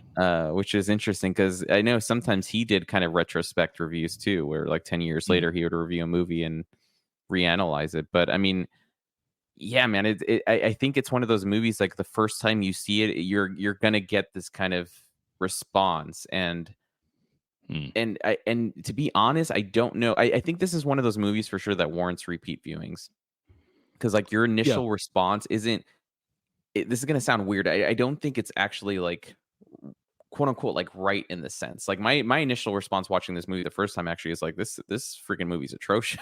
Like, this is crazy, but when I watched it again, Yeah. I I I started kind of, processing some of the kind of what we talked about, these themes of like psychology and society and where it's headed. And it has a lot deeper meaning. Hmm. Where kind of like with Roger Ebert, I would say maybe I was in that camp of like this is an ideological mess, but like actually, as the Yeah. years progressed, and I think I watched it like 5 years later. I was like 19 when I saw it the second time. Um, I can see that a lot of the deeper themes and a lot of the stuff that it was trying to kind of talk about, it just does it in a very extreme way. Yeah, and again, I think the reason, well, one of the reasons why it's very easy, and we talked about this with some of the previous movies we talked about on the podcast, in the last hour here. It's one of those movies that has there's a much deeper meaning behind what's being presented. I just think the way in which these themes are presented are so extreme, at least at the time, that yeah, it was easy for people to say, okay, well, I'm not, no, this is not for me, or no, this is a mess. Yeah. This is too controversial because I'm pretty sure this film was given an X rating originally in the United States. I'm not sure what the British I think it was motion banned picture in the board. I'm not UK sure how actually, they. wasn't it? I remember reading an Well, article about it. yeah, from what I remember, so they I think it was released uncut in the UK from what I remember, and Mm. audiences were so shocked by it that they ended up pulling it and I think re-releasing it with a I guess they cut out some of the sexual violence that was involved, Mm. that was shown. So it was not necessarily the straight violent scenes like the assault of the homeless guy or the vagrant, so to speak, for lack of a better word, in the tunnel, but more so the scenes that incorporated like the sexual violence. I think that's what Yeah. disturbed people the most. So I think that's some of the stuff that was cut out of the film before it was re-released in the UK after they pulled it. But yeah, I'm pretty sure it was given an X rating in the US originally. So Interesting. What about you, yeah. Chase? What's your experience with Clockwork Orange? I've actually only seen it once, and it's my least favorite Kubrick movie. But I think listening Mm. to you brought up a good. It's just like I think I might have said that on here. It's movies with the content with violence on women. I think I said it in a review. Well, yeah, during the Lost Picture Show, because there's a movie that's a lot like I Spit on Your Grave. I talked about this. Mm. Movies with violence on women in this category are extremely hard for me to watch. And it seems like we Same. all had a similar Yeah. thing. You know what I mean? Like I can watch people get beheaded. I can watch like blood like cover like damn near 3D come at me and splash me in the face, everything. But the second something happens to a female on screen, I literally will start pacing around. It makes me extremely uncomfortable, and it makes me feel something. That's why movies are so powerful. It makes me feel something that no other anything in a movie has ever made me feel. Yeah. And so even getting past that and trying to get past that, it was just I really do think I need to give it a second watch, like you said, because I think you said it beautifully. Like after I watched it, I remember the person I was seeing at the time, we were sitting there watching on the couch. She loved it. I was like, this is not a movie I'm ever going to rewatch again. I have no reason to. I did not like it that much. I can appreciate Kubrick's, ideas, his cinematography, the way that he filmed it, everything like Mhm. that.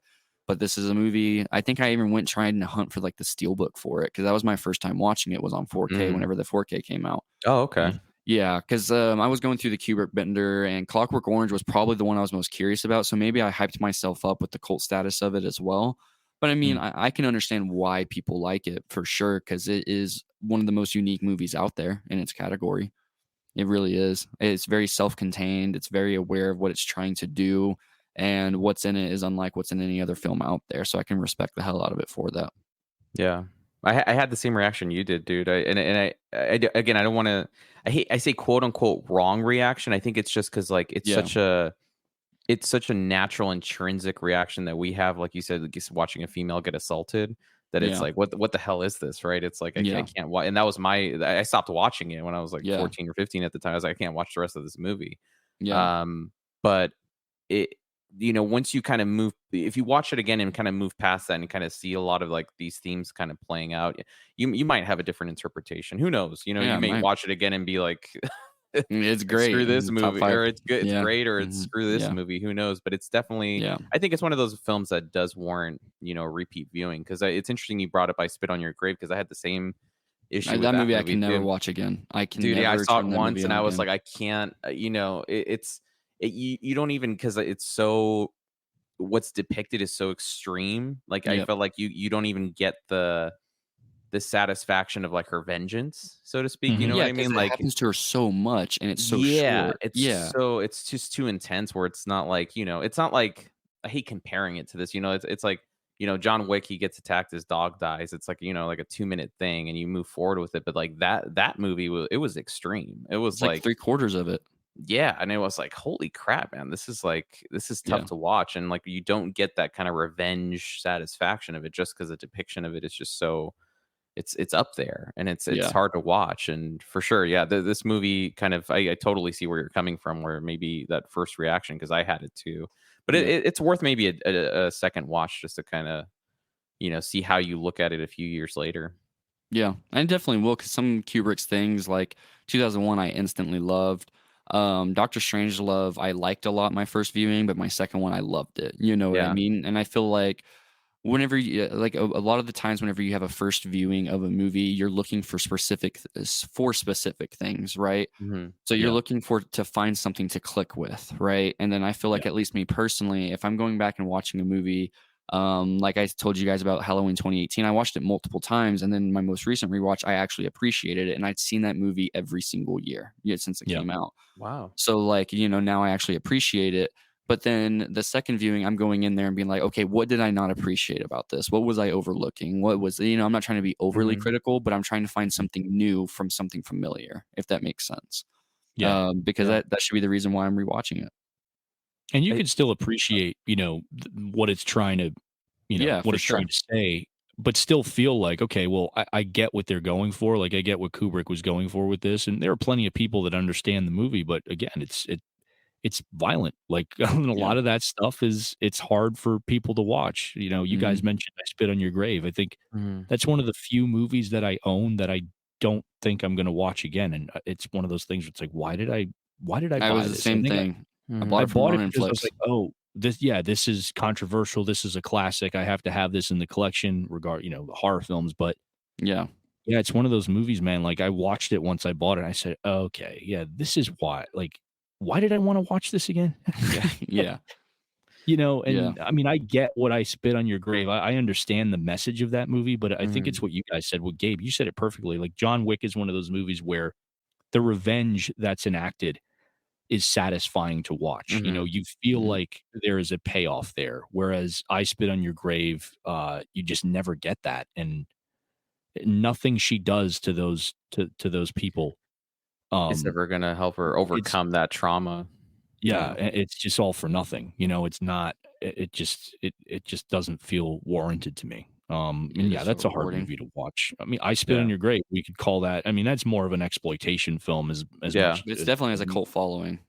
it has a cult Mhm. following for sure. Yeah. But yeah, I mean, yeah, with Clockwork Orange, I definitely think you should check it out again. But I understand Yeah. totally, dude. I mean, even now, Mhm. like I was kind of the opposite, like what Gabe said. Like he said, no, I don't need to watch this. Whereas I kind of ran the other way because it was someone else saying, no, no, no, they can't see Yeah. this. So Yeah. I think that was part of my curiosity. It was like, Yeah. well, wait a minute, what else happens in this movie that they don't want me to see? So that's why I sought it out. But yeah, even after watching it, I was like, okay, I can understand what's going on here somewhat. Being a sophomore in high school, like Yeah. my knowledge was limited, right? And Yeah. that was, I think, the first movie that I saw in a while that really like blew my mind. Like, damn, there's some crazy shit going on in this movie. Yeah.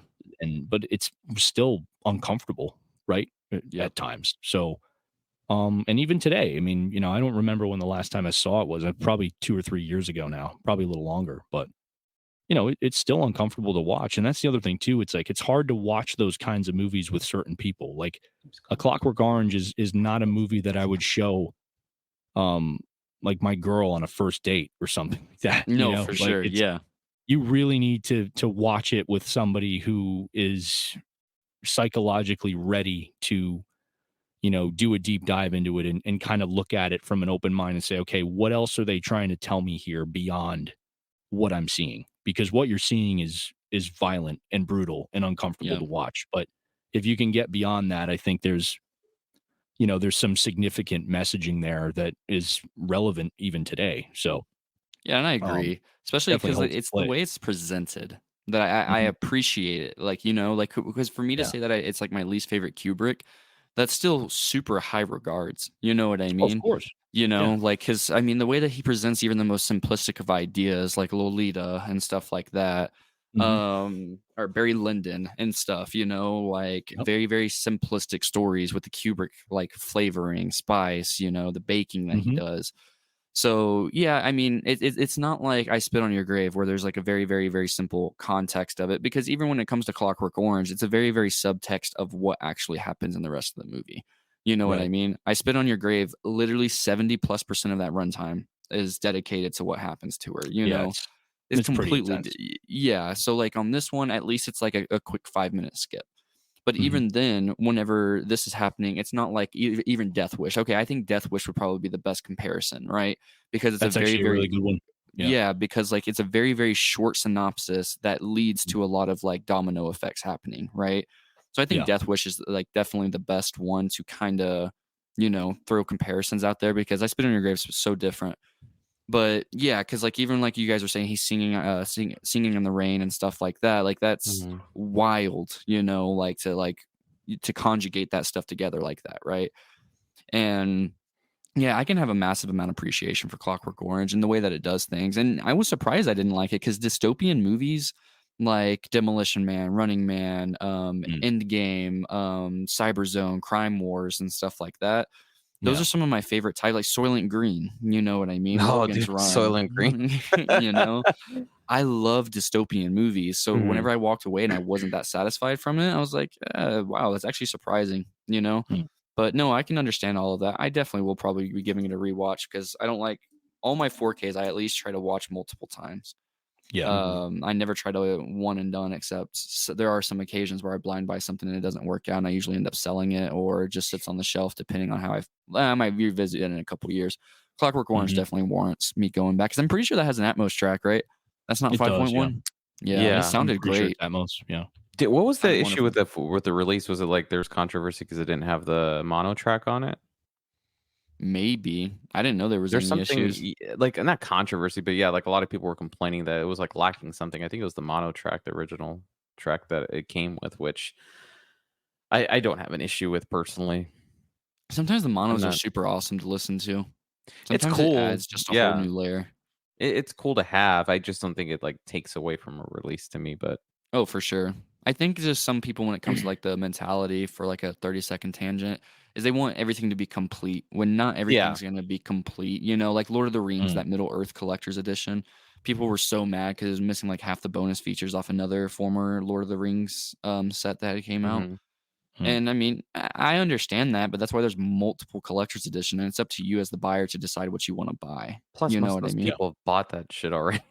They own it, so it's like, when people complain about that, it's like, dude, you know, you've bought the other one. Like, you're complaining, just looking at it. Yeah, you're it's on your shelf. You're right. There you go. go. All the times I've bought it, bro. I've bought Lord of the Rings more times than I could count, unfortunately. Yeah. And then I want to give go for it, Will. No, go ahead. I just wanted to comment on that audio track because I remember hearing something about that. I looked it up. I guess it doesn't have Atmos. It's a DTS HD 5.1. Oh, okay. So it is 5.1. Okay. Yeah. So, and this is just from like, I read some on the digital bits and then I'm on the AV forums here. I guess it's well separated, but they're saying there's something wrong. It's like some parts of it, they're like a little too front heavy in terms of the mix. But they do mention the mono track. So the only problem with the mono track is that there is a bit of loss there that happens. So although the leveling on the mono track is more natural. So yeah, they do have the mono track, although it's not perfect. They're saying that there's some loss there with the audio at times. But they're saying it's more there's more of a natural sound to it. So a bit of a better balance, so to speak, I guess, than the DTS 5.1. Interesting. Okay. Yeah, just for people that are curious. Yeah, no, yeah, because that makes sense. I think I remember hearing about that. But I mean, whenever I listened to it, it sounded fine for me. But also, I didn't have the setup at the time that I do now. So probably going back, I might notice a little bit different things. Gabe, I don't know if you have one more, but I wanted to shout out these last two. One only takes 30 seconds, and once I say the name, most people shout like, outs, oh, man. cool. Yeah, do it. Scott Pilgrim versus the World. A lot of people don't realize. Yeah, that movie bombed. It didn't even make back its initial non-marketing budget. It did 49.3 on an $85 million budget, which surprised me looking at that even before this because I heard so many good things about it. I bought the Blu-ray whenever it came out. Yeah. And that is one of my favorite movies of all time. Stylistically, aesthetically, everything about that movie, I find it to be a near perfect movie from front to back and a great adaptation of the graphic novels that it adapts. It's just so fun, a quirky story. Like I can still hysterically laugh at the part when Scott Pilgrim jumps through the window when his ex-girlfriend comes knocking, as if it's the first time I've ever seen it every single time. It's just the goofiest thing in a movie ever. I love it. I even have the vinyl right over there. I think it's in the YouTube videos. You should be able to see it, but I have the vinyl for it. I'm a huge Scott Pilgrim fan. I have all of the novels. I need to check out the Netflix series, but I wanted to throw that fun fact out there because Scott Pilgrim is such a common movie that you can talk to a lot of people about nowadays. Yeah. That I am so surprised that it did not do well because I even remember when it came out, the word of mouth was super strong. And then you guys had some competition like when it came out. I don't know. I need to go back and see the release date and everything, but let's see, August 25th, 2010. 2010.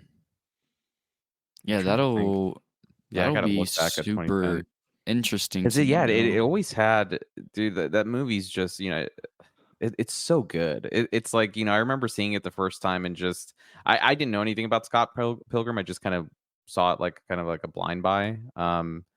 And just as soon as you start getting into the boyfriend battles and everything turning into almost like Dragon Ball Video Z, like game. fighting, kind of like I'm like, well, this is freaking incredible. I love it. It's fucking Yeah, awesome. It's a it's just so hilarious goofy. movie, dude. It's so fun. Yeah. I'm gonna look that up, but while I'm looking this up, because I don't have to look up a damn thing about this movie, because I mean I even have a banner for it and I wear the hoodie in all of my episodes. But The Void. I'm gonna take my 5 seconds to talk about The Void The every Void, single time that I can. Movie was made on $86,000. And the fact that a movie in the last 10 years got made on $86,000 and was that great. I'm always going to use this for whether returning new listeners, whatever the case may be, to put on The Void as one of the best movies. It's one of my favorite movies of all time now. The more and more I rewatch it, it's perfect from front to back. The score, the setting, the way that everything's done. Kostansky kills it. They do a great job. He did an absolutely stellar job with Leprechaun Returns. That's one of the strongest Leprechaun movies out of like the last 2 or 3 installments. And it's just so good. Whenever it came out, I love The Void. And I didn't actually know the Blu-ray is a little bit pricier. I got it on an Amazon clearance for $5, and apparently it's going up there in price. Is it? Yeah.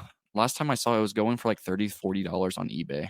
I need to double check into that. But yeah, I'm Who looking owns at the rights to that? 55. What the fuck? That'd be a good one to re-release soon. Like I'm Mhm. surprised one of the boutique labels haven't picked Picked that it up, up. because I feel Yeah. like that's like right up their alley. You Something can like get it Vinegar from Syndrome or the Arrow even. UK.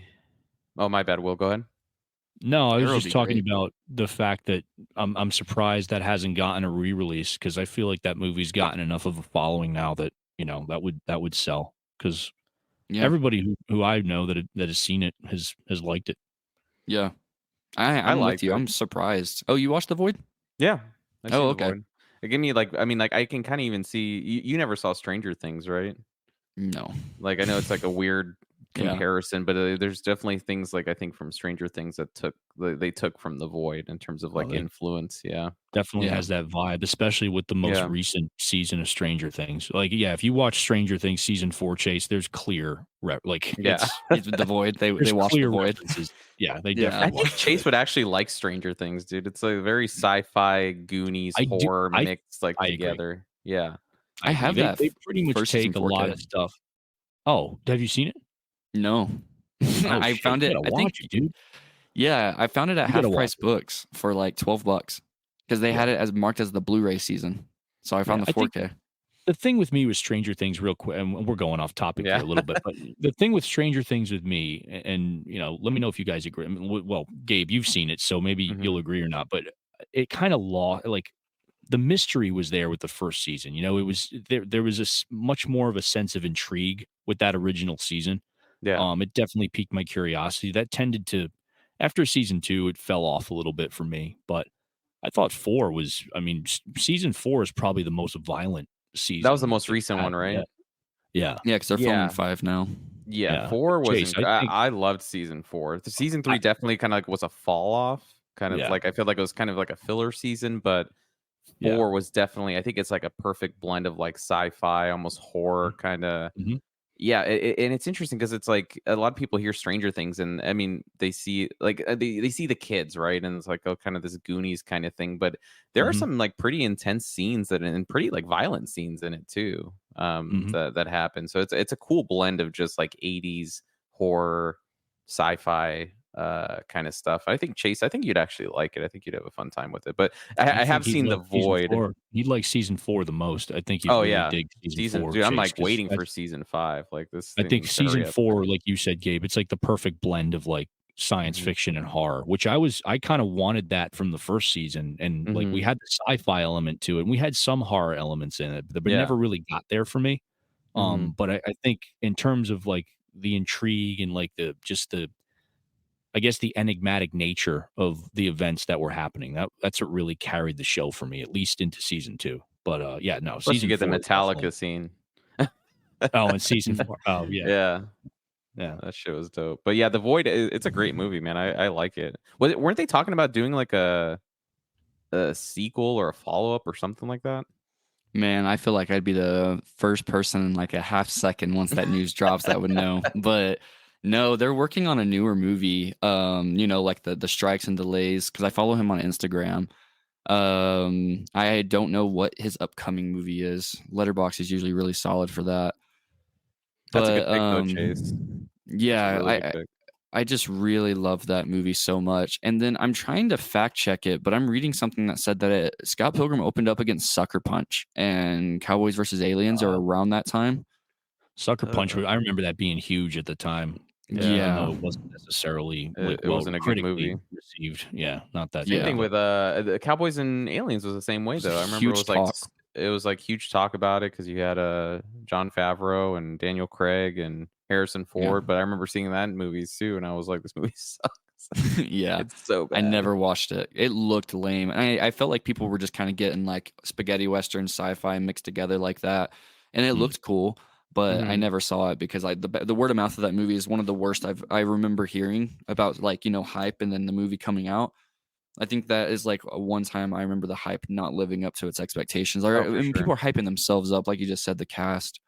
Yeah. But yeah, And if John Favreau just came off of Iron Man at that time too, so yeah. He's He's riding everyone a was high. hyped about that too, yeah. But it just didn't live up to that hype. That movie is trash. Yeah, exactly. Do you have another one to close this out with, Gabe? I'm looking just honorable mentions. Let me see. We did Big Lebowski, we did Thing, Warriors. Obviously, I think everyone knows Evil Dead. We would bring up Evil Dead and talk about that for a good 30 minutes. Whole episode. Yeah, whole episode. I was mentioning kind of Scarface. That one was kind of interesting just because I do feel like it did have some like good critical reception when it came out, but it was mixed. And I do think it had like this second life though when it came out on DVD. I remember just everyone buying Scarface and talking about Scarface and freaking MTV Cribs. Remember, like everyone would show off their copy of Scarface. It had like this weird like culture when it came on like home video. It was interesting, but Scarface is a quick one. And I think that's it, man. I didn't think I had any other ones. I mean, we can honestly even do. I don't know what you guys think. We can honestly do a follow-up episode on this at some point. Do like a part 2 because I feel like there's so many. Yeah, I mean, we could talk about this for hours. We're already at like an hour 40 minutes in. There's like tons of movies that you could still talk about. So Tons of great stuff out there, man. yeah, good topic. Did you have any other shout outs or Chase? You guys? No, that was it. I think we covered. I think it. your So, mic's getting to the. I think it went back to your camera, dude. Like last time. Oh boy. The staticky effect. Yeah, I was like, well, I saw his mic go on mute, Yeah. and then I was like, something's going on there, and then there it is.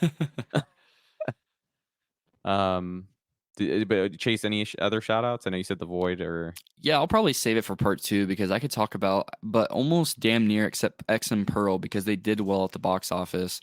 All of Ty West's filmography, The Sacrament, Innkeepers, House of the Devil, everything like that. All of his movies have a cult following. All of them.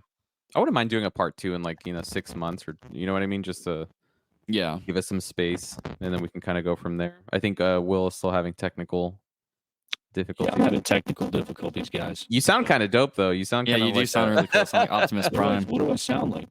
Like Optimus Prime. You seen Scary Movie 3 whenever they're at the White House and the aliens have like the voice thing on their throat, kind of like a smoker. Oh yeah. It's like, hello, Mr. President. Yeah, you sound like that. All right, yeah. Let's just spend the next 20 minutes recording a bunch of sound bites we can use down the line. Me talking. Yeah. I sound weird on my own headphones, so yeah, I think I'm good for now, guys. But a part 2 sounds excellent. Yeah. We will definitely follow up with a part 2, guys. And like always, we appreciate all your guys' love and support. And if you've been watching these videos and you haven't already, make sure to like, subscribe, comment down below on different cult films, maybe ones we didn't mention or we forgot to mention, or ones that you feel like you'd like to see us talk about. And again, we appreciate all the love and support, and we will catch you guys on the next video. Later, everybody. See ya. Can you close us out, Will, with a cool Optimus Prime? What's a quote from Transformers, real quick? Transform and roll out. Yeah. what is it? Autobots or whatever he says. Yeah.